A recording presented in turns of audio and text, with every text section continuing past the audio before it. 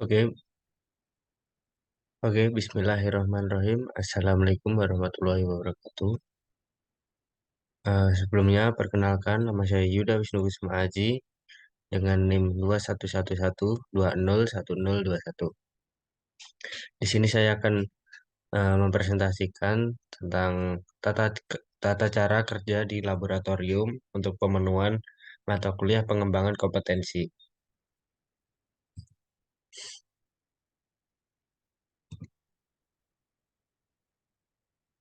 Oke, yang pertama pendahuluannya yaitu laboratorium adalah suatu tempat di mana dilakukan kegiatan percobaan, pengukuran, penelitian, atau riset ilmiah yang berhubungan dengan ilmu sains atau ilmu fisika, kimia, dan biologi, dan ilmu-ilmu lainnya. Laboratorium bisa berupa ruangan yang tertutup seperti kamar atau ruangan terbuka seperti kebun dan lain-lain. Nah, laboratorium ini adalah tempat sekelompok orang yang melakukan berbagai macam kegiatan penelitian atau riset, pengamatan, pelatihan, dan pengujian ilmiah sebagai pendekatan antara teori dan praktek dari berbagai macam disiplin ilmu gitu. Untuk selanjutnya yaitu tujuan. Tujuan ini meliputi tujuan untuk mengikuti tata cara kerja laboratorium itu bagaimana gitu. Ya, terdapat beberapa tujuan penting dalam mengikuti tata cara kerja di laboratorium, yaitu yang pertama itu untuk keselamatan dan kesehatan kerja. Nah, maksudnya di sini yaitu melindungi pekerja laboratorium dari bahaya yang dapat timbul seperti zat berbahaya, radiasi, infeksi, dan lain-lain. Dan yang lainnya itu meminimalisir resiko kecelakaan kerja yang dapat melukai atau membahayakan personal laboratorium begitu. Untuk tujuan yang kedua yaitu untuk mendapatkan kualitas dan reliabilitas hasil. Nah, maksudnya di sini yaitu memastikan hasil eksperimen, analisis, atau pengujian yang akurat dan dapat diandalkan begitu. Nah, untuk selanjutnya yaitu mengurangi kesalahan atau variasi yang dapat mempengaruhi validitas data dan informasi, dan yang lainnya yaitu meningkatkan konsistensi dan reprodusibilitas hasil kerja laboratorium. Untuk yang tujuan yang ketiga yaitu untuk mengetahui pengelolaan bahan dan peralatan, yaitu untuk menjaga kondisi alat-alat laboratorium agar selalu siap digunakan dan fungsinya optimal, dan mengatur penyimpanan, inventarisasi, dan penggunaan bahan-bahan laboratorium secara efisien. Tuh. Untuk tujuan yang keempat yaitu untuk mendapatkan efisiensi operasional. Nah, maksudnya di sini yaitu meningkatkan produktivitas dan kecepatan dalam melaksanakan kegiatan laboratorium, mengoptimalkan penggunaan sumber daya, waktu, biaya, tenaga kerja di laboratorium, dan meminimalisir pemborosan dan menjaga keberlanjutan operasional laboratorium. Untuk yang kelima yaitu untuk dokumentasi dan akuntabilitas. Nah, maksudnya di sini yaitu mencatat semua kegiatan, data, dan hasil secara sistematis dan teratur, dan untuk memudahkan penelusuran, analisis, dan pelaporan kinerja laboratorium. Untuk yang keenam yaitu untuk kepatuhan regulasi dan etika. Nah, maksudnya itu yaitu untuk mematuhi peraturan kode etik dan praktik terbaik yang berlaku di laboratorium, menghindari pelanggaran, penyalahgunaan, atau praktik yang tidak etis, dan memelihara reputasi dan integritas laboratorium di hadapan publik begitu. Nah, untuk slide selanjutnya yaitu mengenai tata cara persiapan kerja di laboratorium. Yang pertama itu persiapan diri. Nah, maksud dari persiapan diri itu apa? Nah, maksud dari persiapan diri itu adalah mengenakan pakaian kerja dan alat pelindung diri atau APD yang sesuai, dan untuk memastikan rambut, perhiasan yang longgar itu agar terlihat rapi atau digunakan itu secara nyaman begitu. Untuk mencuci dan persiapan diri masih ada lagi untuk mencuci tangan dan dengan sabun dan air bersih sebelum memasuki area laboratorium. Nah, ini. Untuk yang kedua itu persiapan alat kerja, area kerja, yaitu yang dimaksud di sini membersihkan dan merapikan meja kerja serta area sekitarnya. Yang kedua itu memeriksa keberfungsian alat-alat yang digunakan, seperti memastikan kalibrasi, ketersediaan daya, dan kelayakan penggunaan begitu. Untuk selanjutnya itu menata dan memadai peralatan, bahan, dan sampel secara rapi untuk mencegah kesalahan. Untuk tata cara persiapan kerja di laboratorium yang ketiga itu adalah pemahaman prosedur kerja. Nah, yang dimaksud itu bagaimana sih? Nah, yang dimaksud dari pemahaman prosedur kerja ini adalah membaca, memahami, dan mempelajari prosedur kerja atau protokol yang akan dilakukan. Dan ada lagi tuh untuk memastikan ketersediaan buku petunjuk penggunaan lembar kerja atau SOP yang jelas, mengklarifikasi langkah-langkah kerja yang belum dipahami dengan supervisor atau teknis senior. Jadi, sebelum melakukan kerja di laboratorium ini, jika belum ada kejelasan, bisa tanya ke supervisor atau eh, yang lebih senior di laboratorium tersebut. Untuk yang keempat itu perencanaan kegiatan. Nah, maksudnya apa ini? Untuk perencanaan kegiatan itu adalah mengatur jadwal dan urutan kegiatan yang dilaksanakan secara efisien. Yang selanjutnya memperhitungkan waktu yang dibutuhkan untuk setiap tahapan pekerjaan dan mengidentifikasi potensi resiko atau kendala yang mungkin timbul dan menyiapkan eh, langkah antisipasi lainnya. Jadi maksudnya itu sebelum melakukan penelitian atau riset itu sudah melakukan perencanaan yang matang gitu. Jadi agar tidak tidak buang-buang waktu ataupun eh, alurnya tidak jelas begitu. Untuk yang kelima itu pemeriksaan pemeriksaan keselamatan. Nah, maksudnya yaitu memastikan ketersediaan perlengkapan keselamatan yang memadai seperti alat-alat pemadam api, kotak P3 gitu. Misalnya memeriksa kondisi sarana penunjang keselamatan seperti sistem ventilasi, alarm, dan pembatas area yang berbahaya. Yang selanjutnya itu mengetahui prosedur penanganan keadaan darurat dan titik kumpul evakuasi. Untuk selanjutnya itu adalah tata cara aman kerja di dalam laboratorium. Tata cara aman kerja di laboratorium ini merupakan hal yang sangat penting untuk diperhatikan untuk secara detailnya mungkin saya jelaskan. Yang pertama itu adalah penggunaan alat pelindung diri atau APD. Nah, maksud di sini adalah untuk memakai jas laboratorium, sarung tangan, kacamata pengaman, masker, dan alas kaki yang sesuai.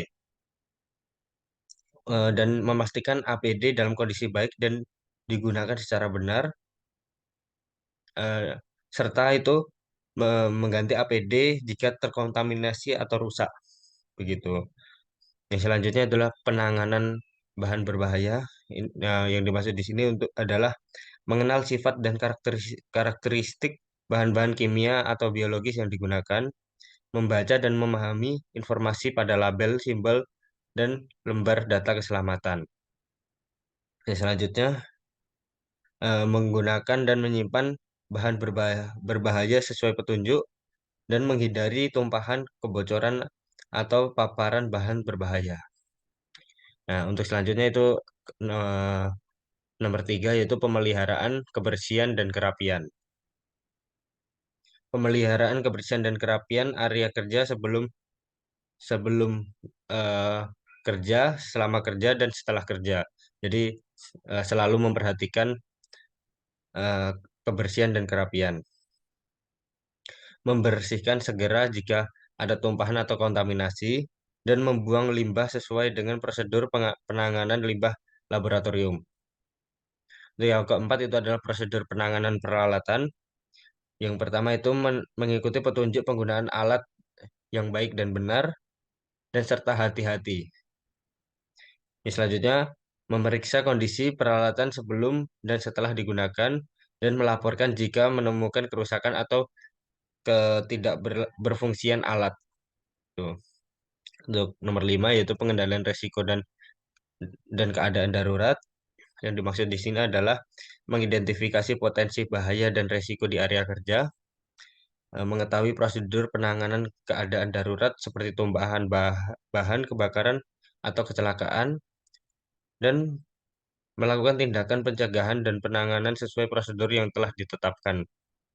Untuk nomor 6 yaitu praktik makan, minum, dan merokok. Yang dimaksud ini adalah tidak makan, minum, atau merokok di dalam area laboratorium. Yang selanjutnya itu mencuci tangan dan membersihkan diri sebelum makan dan minum. Dan selanjutnya menyediakan area khusus untuk konsumsi makanan dan minuman di luar laboratorium. Nah, selanjutnya itu ada peralatan dan pakaian pelindung di laboratorium. Nah, yang pertama itu eh, kenakan jas laboratorium yang sesuai dan keadaan dikancingkan dan lengan tidak digulung. Jadi penggunaan eh, jas laboratorium tuh harus sampai di pergelangan tangan itu. Dan serta kancingnya itu dikancingkan. Untuk yang kedua itu ikat rambut yang panjang dan hindari penggunaan pakaian longgar serta perhiasan. Nah, yang dimaksud di sini jangan sampai eh, ada pakaian yang longgar supaya tidak mengenai alat atau bahan lainnya begitu. Untuk yang ketiga, pelindung kaki. Ini bisa digunakan sepatu yang tertutup atau yang kuat.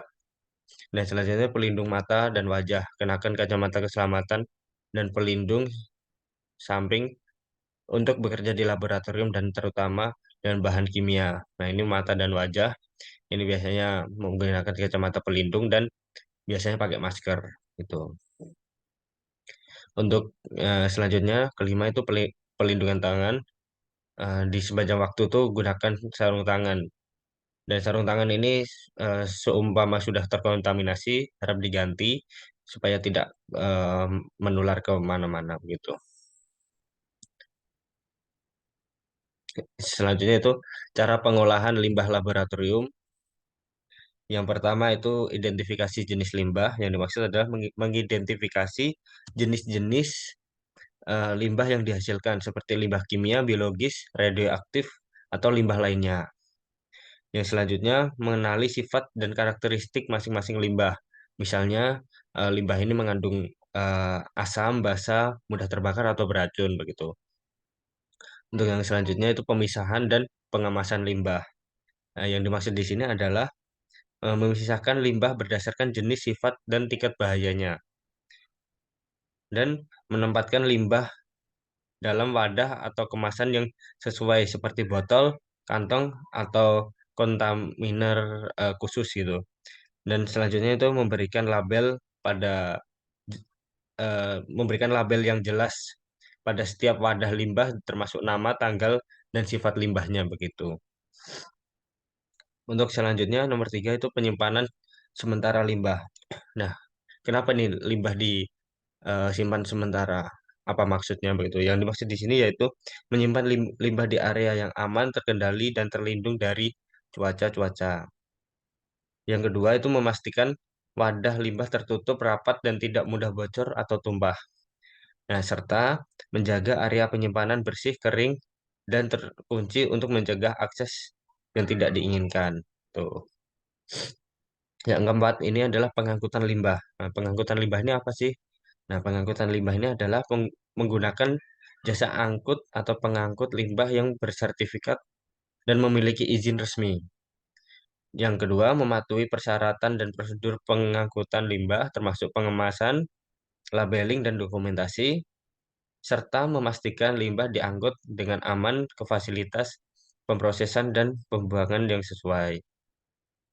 Yang kelima, yang terakhir yaitu pemrosesan dan pembuangan limbah. Yang dimaksud di sini adalah memilih metode pemrosesan limbah yang tepat, seperti stabilisasi, dan dekontaminasi. Yang kedua yaitu menggunakan fasilitas pembuangan limbah yang terregulasi dan memiliki izin resmi. Yang serta memantau dan mendokumentasikan proses pemrosesan dan pembuangan limbah. Yang selanjutnya itu pembuangan limbah yang baik dan benar. Ada beberapa, dan yang pertama itu dibuatkan tempat pembuangan khusus.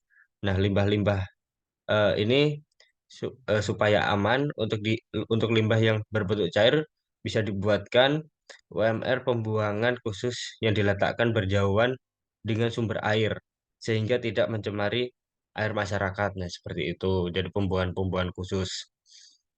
Nah, selanjutnya yaitu sebagai bahan baku produk turunan.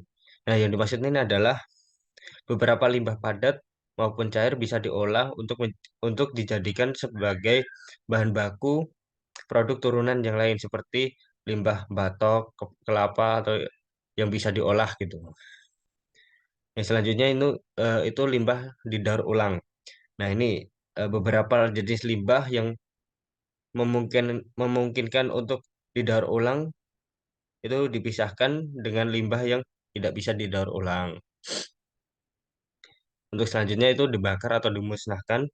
Walaupun terlihat kurang aktif, namun cara memusnahkan limbah limbah tertentu dengan cara membakar limbah tersebut masih banyak dipakai oleh masyarakat untuk mengurangi jumlah limbah yang ada. Tuh. Yang selanjutnya itu dinetralisir. Nah, yang dimaksudnya adalah cara cara ini bisa digunakan untuk menangani jenis limbah cair dengan menetralisir limbah cair. Berarti kita telah melakukan suatu pose penjernihan sehingga air limbah dari sebuah usaha bisa dimanfaatkan kembali oleh masyarakat begitu. Nah, selanjutnya itu dikubur dalam tanah. Nah, yang dimaksud itu untuk penanganan sampah dengan cara dikubur dalam tanah termasuk populer di masyarakat selain menggunakan cara membakar bisa juga dengan cara dikubur di dalam tanah. Dan selanjutnya ini dijadikan pakan ternak. Ini beberapa limbah saja ya untuk pakan ternak itu. Dan selanjutnya itu dijadikan sebagai sumber energi alternatif. Kandungan sebuah zat pada limbah itu dimanfaatkan sebagai energi alternatif. Contohnya seperti limbah kotoran sapi sebagai pengganti gas LPG begitu. Eh, untuk selanjutnya yaitu dimanfaatkan untuk proses produksi selanjutnya. Nah, contoh limbah kayu untuk perusahaan furnitur atau proses-proses limbah yang masih bisa digunakan kembali begitu. Untuk dijadikan pupuk, beberapa limbah ini eh, seperti kompos gitu. Jadi masih bisa eh, digunakan untuk dijadikan pupuk atau limbah-limbahnya. Mungkin ini daftar pustaka yang saya pakai untuk eh, presentasi tadi, dan terima kasih atas kesempatannya, atas waktunya untuk eh, presentasi. Mungkin cukup dari saya. Sekian. Wassalamualaikum warahmatullahi wabarakatuh.